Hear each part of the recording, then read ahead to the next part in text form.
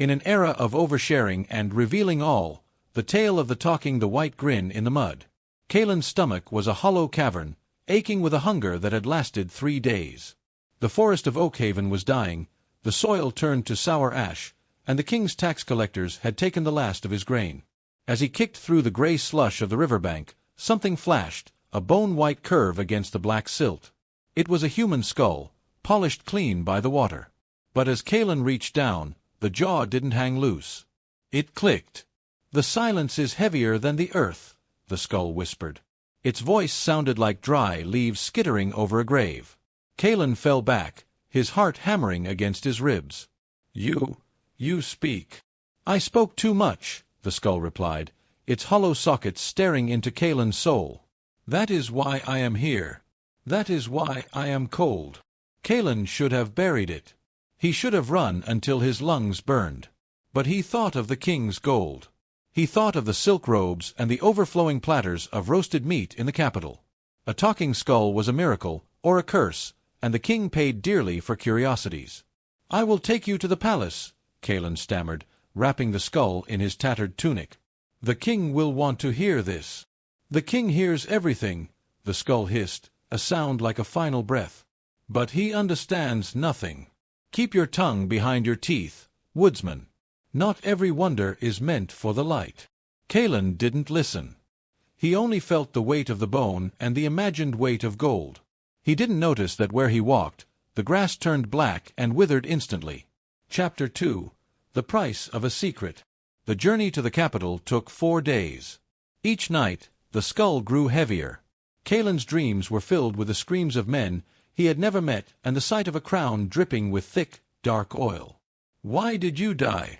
Kalen asked one night by the campfire. "I told the truth," the skull said. The firelight flickered in its eyes, making them look like glowing embers. "The truth is a dagger. If you hand it to a man who loves power, he will only use it to cut your throat." Kalen felt a chill that had nothing to do with the night air. "The king is just. He protects us." The skull let out a rattling laugh. "He protects his throne. You are just the wood he burns to keep the room warm. Turn back, Kalen. Throw me into the deep water and go back to your hunger. Hunger is better than the king's feast." But Kalen looked at his bruised, calloused hands. He was tired of being a shadow. He wanted to be seen. He wanted to be the man who brought the king a miracle. "You're just trying to scare me," Kalen muttered, though his hands shook as he tucked the skull away. As he approached the great gates of the city, the guards sneered at his rags. But when Kalen leaned in and whispered that he carried a head that spoke the secrets of the dead, the sneers turned to narrow-eyed suspicion. They didn't see a miracle, they saw a threat.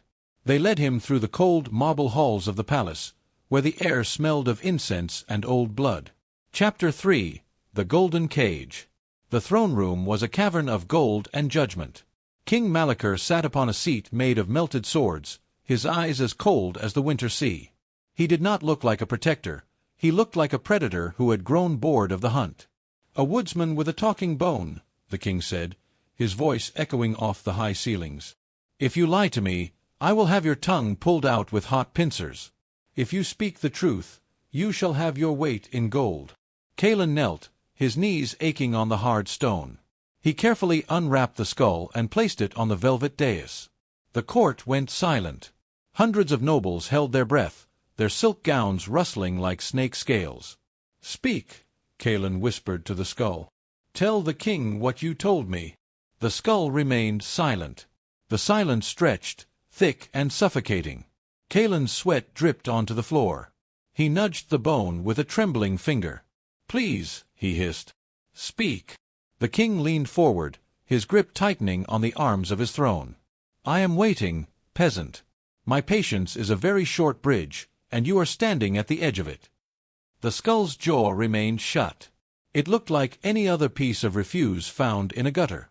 Kalen felt the eyes of the guards on his neck. He realized then that he hadn't brought a miracle to the king. He had brought a noose. It spoke in the forest. Kalen cried out, his voice cracking. It spoke of the truth and the weight of the earth. "It seems," the king said, standing up slowly, "that the only thing silent here is the object, and the only thing talking is a fool. Take him to the dungeons. We will see if the rack can make him as quiet as his trophy. Would you like me to continue with chapters 4, 5, and 6 to see how Calin survives the dungeon and if the skull eventually betrays its silence? The darkness of the palace was not like the darkness of the forest. In the forest, the night was alive with the sound of crickets and the rustle of leaves. In the king's dungeon, the darkness was heavy, smelling of salt, rusted iron, and the damp rot of forgotten men. Chapter 4. The sound of one hand breaking. Calin lay on the stone floor, his breath coming in ragged gasps. The guards had not been gentle. They didn't need a talking skull to find amusement. They found it in the snap of a finger or the bruise of a boot. "I told you," a dry voice rasped from the corner. Calin flinched, pulling his battered limbs into a ball. The skull sat on a small wooden stool where the interrogator had left it, its hollow eyes reflecting the faint, flickering torchlight from the hallway. You stayed silent," Calin wheezed, his voice thick with blood. "You let them break me. Why?" "The king did not ask a question worth answering," the skull replied. Its jaw moved with a rhythmic click-clack. "He asked for entertainment. I am a memory, not a jester. Besides, Calin, the truth tastes bitter in a room full of lies. If I spoke, they would not have given you gold. They would have burned us both to ash." Calin crawled toward the stool, his fingers trembling. "They are going to kill me tomorrow. They think I'm a sorcerer or a liar. Either way, the king wants a show." "Death is a quiet room," the skull whispered. "You are so afraid of the silence, yet you invite the loudest man in the kingdom to judge you. The king's heart is a black stone. He does not want to hear a skull speak. He wants to know if he can own the voice of the dead." Calin gripped the skull, his broken fingernails scratching the bone. "If I die, I'm taking you back to the river. I'll throw you so deep the silt will bury you for 1,000 years. Promises, promises," the skull chuckled, a sound like dry parchment tearing. "But the king is coming back. And this time, he won't bring the guards. He will bring the king's midnight visit." The heavy iron door groaned open at midnight. King Malachor entered alone, carrying a single candle. The light cast long, dancing shadows that made the carvings on the dungeon walls look like squirming insects. He looked different without his crown, older, sharper, like a blade that had been thinned by too much sharpening. He sat on the edge of the stone bench, ignoring the filth. He looked at Calin, then at the skull. "My father told me stories of things like this," the king said softly. "He said that some secrets are too heavy for the living to carry, so the earth spits them back up. He died screaming about voices in the walls. I wonder, what did he leave behind?" Calin stayed silent, clutching his ribs. He remembered the skull's warning. "I will give you a choice, woodsman," Malachor continued. "Make it speak for me, only for me, and I will make you a lord. I will give you a manor where the grain never runs out and the wine flows like the river.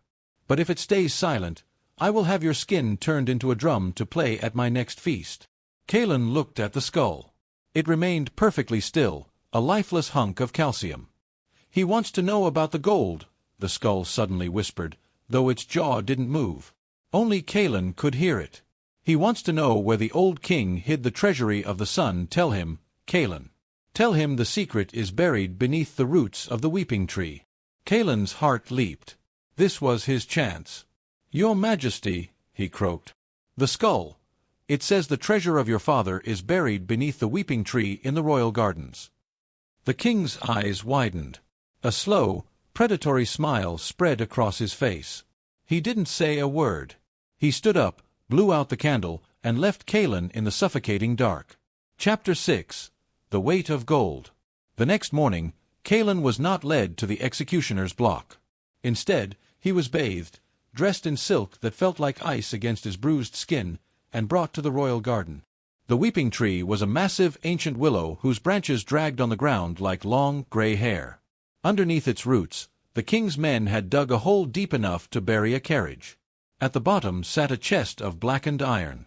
When they broke the lock, the air filled with the scent of ancient dust and cold metal. It was full, not of gold, but of leaden seals and letters. The king reached in and pulled out a scroll, his face turning pale as he read the words of his father. "This isn't money," the king hissed, his voice trembling with a mixture of rage and terror. "These are the names of the families we betrayed to take the throne. These are the records of the blood tax." The nobles standing around the pit began to murmur. The air grew cold. This was the treasure the skull had promised, a secret that could start a revolution. Cailan looked at the skull, which was being held by a young page. For the first time, the skull looked like it was smiling wider. "You see, Cailan," the skull's voice echoed in his mind. "The king wanted the truth. But the truth is afire. And now, the garden is beginning to burn." The king turned to Cailan, his eyes bloodshot. "You brought this to light. You showed them my shame. You thought you were buying your life, but you've only ensured we all die together." The king raised his hand to signal the guards, but the guards didn't move. They were looking at the letters in the pit. They were looking at the names of their own fathers who had disappeared years ago. Would you like me to continue with chapters 7, 8, and 9 to see if the palace falls and what happens when the skull starts speaking to the guards? The garden, once a place of manicured beauty, had become a tomb of secrets. The silence of the guards was louder than any shout. Cailan felt the shift in the air, the sudden, sharp realization that the king was no longer the most powerful man in the circle. Chapter 7. The Rustle of Rebellion. The leaden seals in the pit were more than just metal. They were the evidence of 1,000 murders. As the guards looked into the trench, their grip on their spears loosened. One young soldier, whose father had been a silversmith before vanishing in the night, stepped forward and picked up a charred scroll. "My family's name," the soldier whispered. "You told us they fled to the north. You said they were traitors." King Malachir backed away, his silk robes catching on the thorns of a rose bushes. "It was for the stability of the realm. A crown is not held with soft words." The skull, still held by the trembling page, suddenly clicked its jaw. This time, its voice wasn't a whisper for Cailan alone. It boomed, vibrating through the very earth they stood upon. "A crown held by blood will eventually drown the wearer," the skull roared. The nobles gasped, some falling to their knees in prayer, others drawing concealed daggers. The illusion of the king's divinity had shattered like glass. Cailan watched as the guards turned their backs on the king and faced the palace instead. They weren't protecting the throne anymore. They were guarding the truth. "Kill the peasant!" Malachir screamed, pointing at Cailan. "He brought this curse. He brought the bone of a demon into the dungeon's new guest." By nightfall, the palace was a cage. The revolution hadn't come with a bang, but with a cold, systematic arrest. The king's own ministers, fearing for their lives, had turned on him to save their necks. Cailan wasn't executed, but he wasn't free either. He was moved from the filth of the lower dungeons to a guest room that was essentially a gilded prison. The guards watched him with a mix of awe and terror. To them, he was the necromancer of the river, the man who broke a dynasty with a piece of bone. "Are you happy now?" Cailan asked the skull. It sat on a mahogany table, surrounded by fine fruits he was too nauseous to eat. "Happiness is for the living," the skull replied. "I am satisfied. The weight is shifting. But remember, Cailan, when you knock down a wall, you have to be careful which way it falls." A knock came at the door. It was the captain of the guard, a man named Thorn whose face was a map of scars. He didn't bow, but he didn't sneer. "The council wants to know what else the head knows," Thorn said, his voice gravelly. "They want to know where the rest of the gold is. The grain stores are empty, and the people are rioting at the gates. We need more than old letters. We need bread." Cailan looked at the skull. The skull looked back. "Tell him," the skull whispered, "that the gold is in the bellies of the statues in the Great Hall. But tell him also that gold cannot be eaten and blood cannot be unspilled." The hollow statues.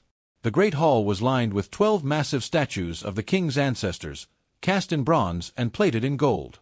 Under Thorn's orders, the blacksmiths brought hammers. With every strike, the bronze groaned. When the first statue, the great conqueror, cracked open, it didn't just spill gold coins.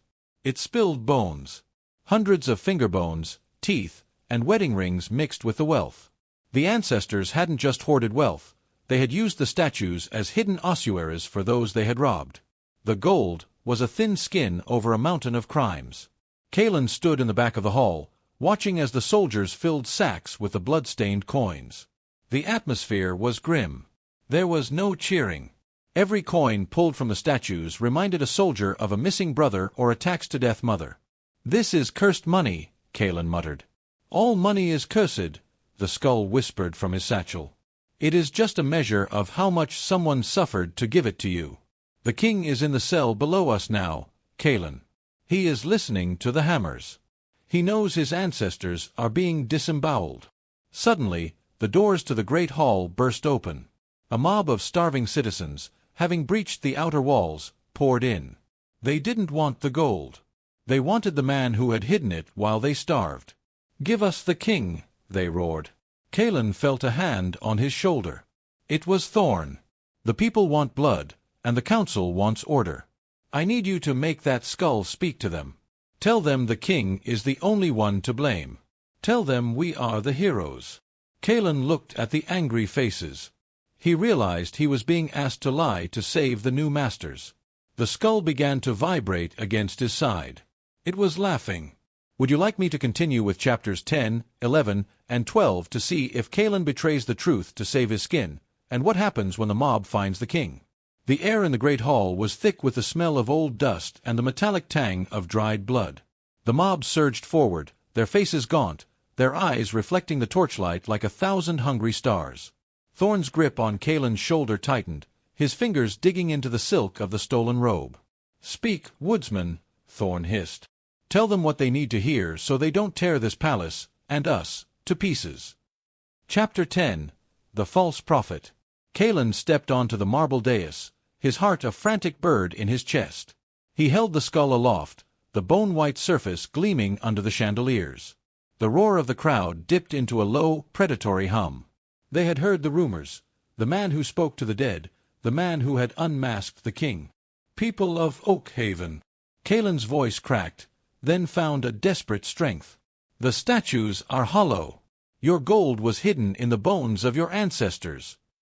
A woman in the front row, clutching a thin, crying child, screamed, "We don't want the gold. We want the man who took our grain. Give us Malachar." Kalen looked down at the skull. It was silent.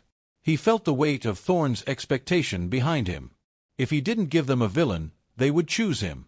The king is the source of the rot. Kalen shouted, his words fueled by his own fear. He fed on your misery while his fathers watched from their bronze skins. The skull suddenly jerked in his hands. Its jaw didn't click, it ground together like millstones. "Liar," the skull whispered, though the sound echoed through the hall. Kalen froze. The crowd gasped.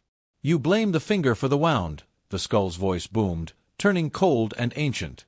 "The king is a symptom. The greed of the court, the silence of the guards, the indifference of the neighbors, that is the rot. You want a head on a pike to wash away your own guilt." The mob fell silent. The anger didn't vanish, it curdled. They looked at the soldiers. They looked at the nobles. They looked at Kalen. "He's one of them now," a man yelled, pointing at Kalen's silk sleeves. "He eats the king's fruit while we eat dirt." The descent into the pit. The guards panicked. As the first stone was thrown, shattering a stained-glass window, Thorn dragged Kalen toward the back stairs. "The mob is past reason," Thorn spat, wiping a smear of soot from his face. "We're moving the king to the Iron Tower. You're coming with us. If the people break through, you're our only shield." They descended into the damp, lightless tunnels that connected the palace to the fortifications. In the deepest cell, King Malachar sat in the dirt. His robes were shredded, and his once manicured beard was matted with filth. He looked up, a hollow laugh bubbling in his throat. "So," the king wheezed, "the savior of the people is running from the people. How does it feel, woodsman, to be the one everyone wants to kill?"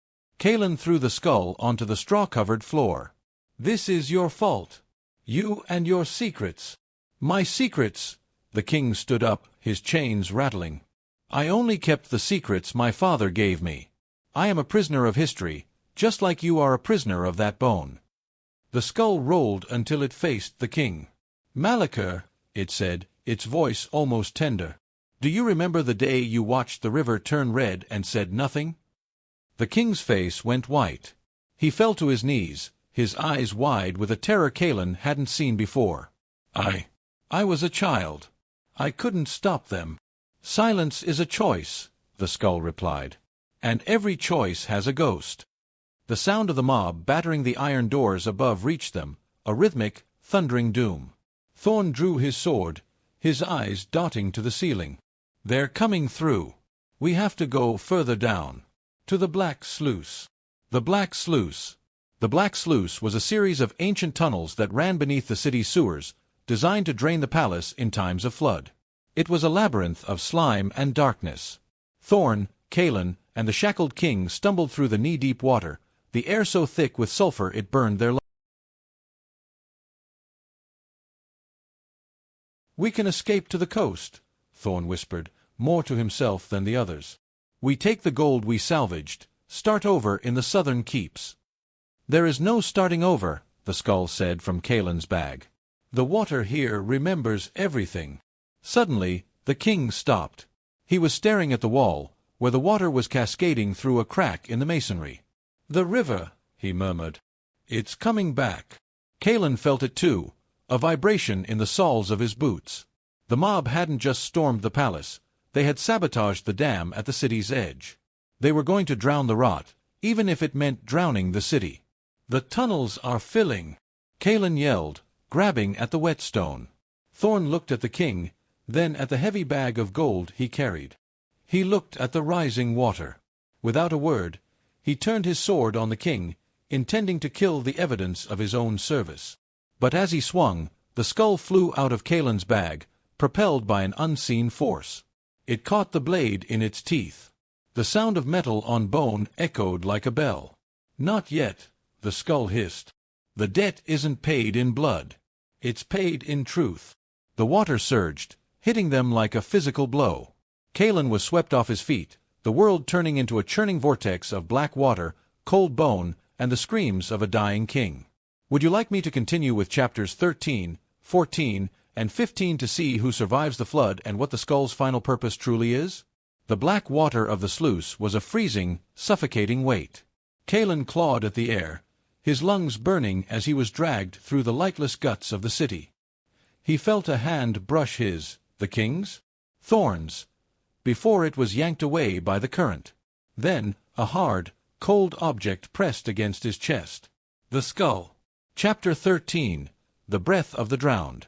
Kaelin broke the surface in a stagnant pool deep beneath the city's main square. The air was thick with the stench of old rain and sewage. He vomited river water, his body shaking with a chill that felt permanent. "You're still alive," the skull whispered. It was bobbing in the water beside him, its hollow eyes somehow finding him in the gloom. "The water didn't want you.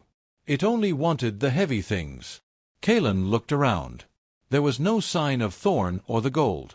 But a few feet away, King Malachor was slumped against a rusted grate, his fine silk robes now nothing more than grey rags clinging to a skeletal frame. The king was alive, but his spirit seemed to have stayed under the waves. "Where is the exit?" Kaelin wheezed, his voice a ghost of itself. "There is no exit that leads back to the life you knew," the skull said, its jaw clicking with a strange finality. "The city above is burning. The dam broke, and the fires followed the oil on the water. You can go up and join the ashes, or you can go deeper into the heart of the mountain." Kaelin looked at the king. Malachor's eyes were vacant, staring at the skull. "Why did you save me?" the king whispered. "I deserved the drowning." "I didn't save you for mercy," the skull replied. "I saved you for the walk. You have to see what you built before you're allowed to leave it." Chapter 14. The Ancestors' Path. They walked for hours through tunnels that predated the city itself. These weren't built of brick and mortar, but carved directly into the living rock. The walls were covered in faded paintings of men and women with elongated limbs, their eyes painted with gold leaf. "The first kings," Malachor muttered, his fingers tracing the ancient art. "The ones who didn't need taxes. They spoke to the earth." "They listened to the earth," the skull corrected. "There is a difference. You spoke over it. You drowned out the heartbeat of the land with the clinking of your coins. As they moved deeper, the air grew warmer. A faint, rhythmic thumping echoed through the stone, thump-thump, thump-thump. It sounded like a giant heart. Kalen felt a strange pull in his chest, a sense of belonging he had never felt in his starving village or the cold palace. "What is that sound?" Kalen asked, his fear being replaced by a heavy, somber awe. "The root of the world," the skull said, "and the place where all secrets are eventually buried. We are approaching the Vault of Silence." Suddenly, the tunnel opened into a vast cavern. In the center stood a tree made entirely of white stone, its branches reaching up into the ceiling. Hanging from the branches weren't leaves, but thousands of skulls, all identical to the one Kalen carried. Chapter 15. The Vault of Silence. Kalen dropped his bag. The sheer scale of the cavern made him feel like an ant. Every skull on the tree was humming, a low vibration that made his teeth ache. "This is where we go," the skull in his hand said. "When a counselor speaks too much, when a king lies too often, when a witness is silenced, their voice is trapped here. I was the last one to leave. I was the one who crawled out through the mud to find a listener." King Malachor fell to his knees, weeping. "I didn't know. I thought we were just ruling." "You were harvesting," the skull hissed. A tall figure emerged from behind the stone tree. It wore robes of woven shadow and held a staff of gnarled wood. It had no face, only a smooth, blank surface where King Malachor was a broken heap of rags. He looked up at the collector with a terrifying hope. "Take me," he begged, his voice cracking. "I have nothing left in the world above. My palace is ash. My people are monsters. Let me be a stone. Let me forget." The collector leaned over the king, the smooth surface of its face reflecting Malachor's misery. "You wish to escape your guilt? That is not a sacrifice. That is a theft. You cannot pay for your crimes by hiding in the dark." The figure turned back to Kalen. I just wanted to eat," Kalen stammered, clutching the talking skull to his chest. "I found a bone in the mud. I didn't ask for the secrets of kings." "And yet, you carried them," the skull in his hand whispered. "You saw the gold in the statues. You saw the blood in the garden. You are the only living man who knows the full shape of the lie. If you leave, the truth walks with you. If you stay, the truth dies here." Kalen looked at the path back toward the tunnels. It was a long walk into a world that was likely a graveyard. He looked at the white tree. If he stayed, he would never be hungry again. He would never be cold. But he would never be Kalen. Chapter 17. The Betrayal of the Bone. "I won't stay," Kalen said, his voice growing firmer. "I didn't survive the river to become a decoration for a tree." The collector raised its staff, and the cavern began to shake. The skulls on the branches began to scream, a high-pitched, piercing sound like metal on glass. "Then the stray stays," the collector decreed, pointing at the skull in Kalen's hand.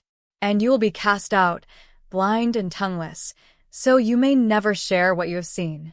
Kalen felt a surge of protectiveness for the skull. It had been his only companion in the dark. It had saved his life from Thorn's blade. "No," the skull whispered to Kalen. "Let me go. I have done what I came to do. I have pulled down the tower. I have seen the king in the dirt. My work is finished." "You'll be trapped here forever," Kalen cried. "I am already trapped," the skull replied. "But you have a tongue that still tastes of salt and breath. Use it. Tell them not of the gold, but of the cost. Tell them the king is just a man, and the truth is just a mirror." With a final, agonizing click of its jaw, the skull leaped from Kalen's hands. It flew toward the stone tree, its white bone merging with a vacant branch. As it touched the stone, it turned into the same cold, silent marble as the others. The humming stopped instantly. The silence was so heavy it felt like a physical blow. Chapter 18. The Ghost of Oakhaven. The collector waved its staff, and the world dissolved into a blur of gray and black. Kalen felt himself being pulled upward, through stone and water and time. When he opened his eyes, he was lying on the riverbank where he had first found the skull. The sun was rising, but it was a pale, sickly thing through the smoke of the distant city. Oakhaven was a ruin on the horizon. He reached for his bag. It was empty. He reached for his throat. He could still speak, but his voice felt thin, as if he were sharing it with 1,000 ghosts. Beside him, another figure washed up on the silt. It was Malachor. The king was alive, but his eyes were wide and white, staring at nothing. He began to crawl through the mud, picking up pebbles and whispering to them as if they were his lost counselors. The king had lost his mind in the vault, left behind by a collector who found his soul too hollow to even keep as a secret. Kalen stood up, his limbs stiff. He looked at the river. He could see more white shapes in the mud, ribs, stones, perhaps more skulls. "Never reveal everything you see to the king," Kalen whispered to the wind. He turned away from the ruins of the palace and began to walk toward the mountains. He had no gold. He had no secrets that would buy him a bed. But for the first time in his life, the weight in his chest wasn't hunger. It was a story. And stories, he realized, were the only things the kings could never truly own. Would you like me to finish the story with the final 3 chapters, 19, 20, and 21, where Kalen becomes a wanderer and faces one last temptation to sell the truth? Kalen walked until the soles of his boots wore through, and then he walked until his feet became as hard as the mountain stone. He was no longer a woodsman, and he was certainly not a lord. He became a shadow that moved between villages, a man with white hair and eyes that seemed to look through people rather than at them. Chapter 19. The Merchant of Whispers. 2 years had passed since the fall of Oakhaven.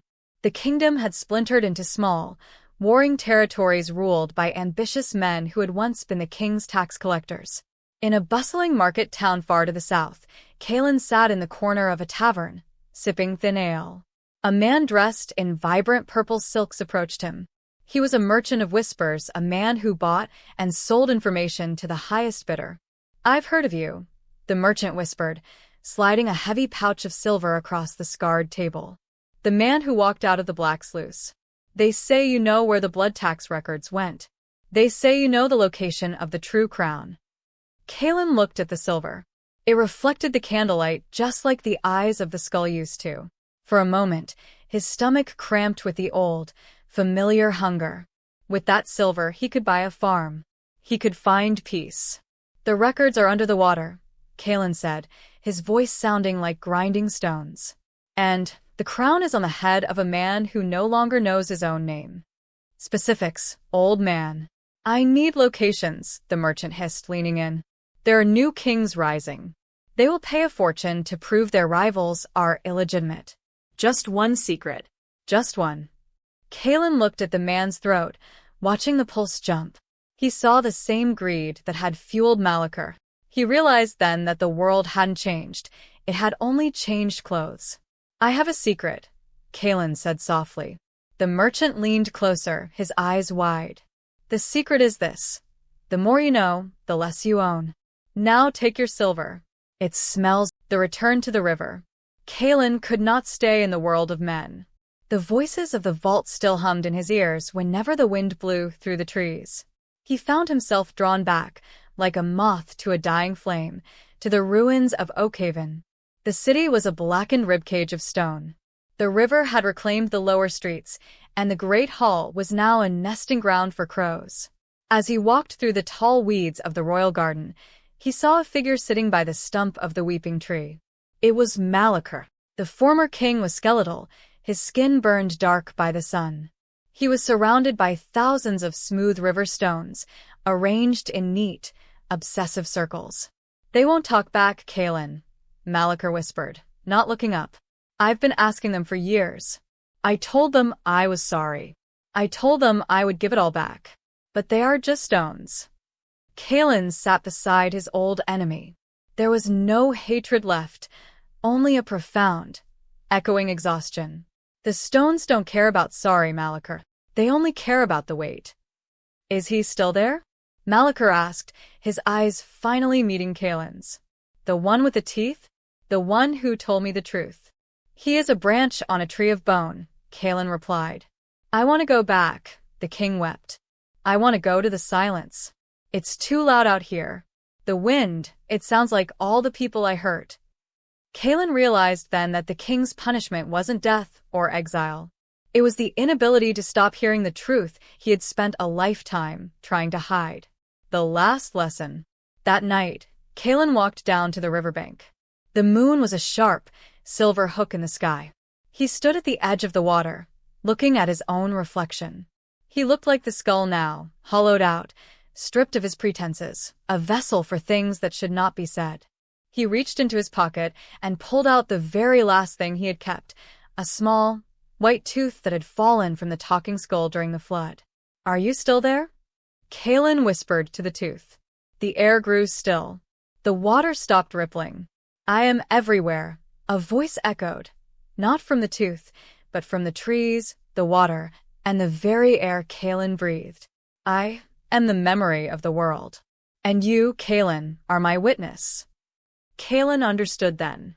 He wasn't meant to be a hero or a martyr. He was the warning.